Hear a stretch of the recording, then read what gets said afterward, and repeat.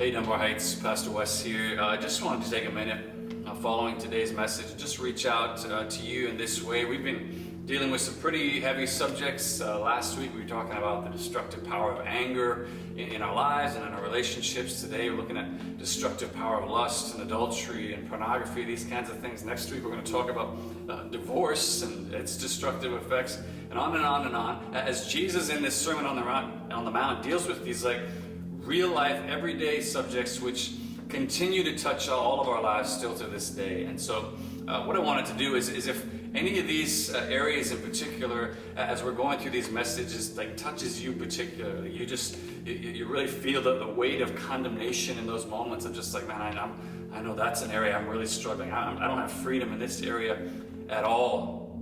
What I want to just reach out to you and encourage you with today, first of all, is that that condemnation that you're feeling. One of the reasons we began, and Jesus begins with that idea, I've come to fulfill the law and the prophets, is because for those of us who are in Christ Jesus, as Paul tells us in Romans 8:1, there is now no condemnation. There is forgiveness. There is freedom available for those things. One of the greatest lies of the enemy is wanting to just crush us under that weight of condemnation and just say that you've gone too far, you've pushed it too far, God can't forgive you for those things.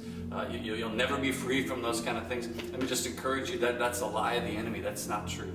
The truth of the gospel is that Jesus has fulfilled every demand of the law and the prophets, both our actions as well as in our heart level. And so the truth of the gospel is that you have been freed.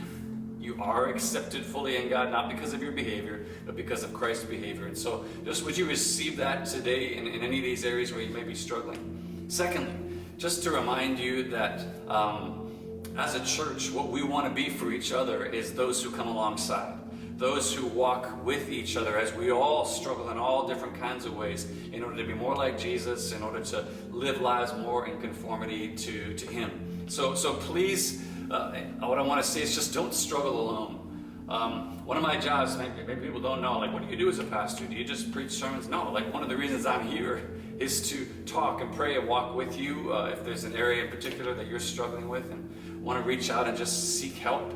That's me working with you. That's me connecting you to resources, counseling, whatever it is that can help you in those ways. But man, our church, what we are meant to be as a church is not me, the professional minister, helping people work through this. No, what it is to be those people who are together, all struggling as we seek together to move towards Christ. To be the church means that we walk with each other. We struggle with each other as we seek to move forward. And so, man, another great lie of the enemy is that I'm the only one that struggles with this. Nobody would understand. Nobody would accept me or want to speak to me anymore if I told them I struggle in this way. And it's just not true. The more people open themselves up and just share with a trusted friend, reach out to another brother or sister in the church and just be like, hey, can you pray with me? This is something I'm working through. This is something we're working through as a couple, whatever it is.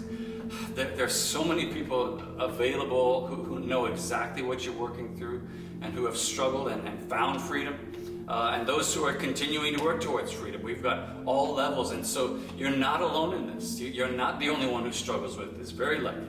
And so my encouragement to you is just to reach out. Don't struggle on your own and in silence. Open up the door to someone this week or in the coming weeks if there's any particular ways that we can come alongside and support you as a church. We want to do that. We want to be those who stand together with each other, who struggle together as we seek to be more like Jesus and be His kingdom citizens, the demonstration of what kingdom life looks like.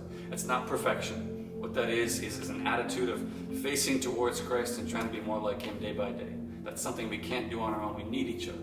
So reach out to each other, whether that's anything we've dealt with in the past 2 Sundays or anything we deal with in the future. Please, make use of this gathering of God's people. That's what we're here for. We're here to walk alongside you. Give us the honor and the privilege of being able to do that with you.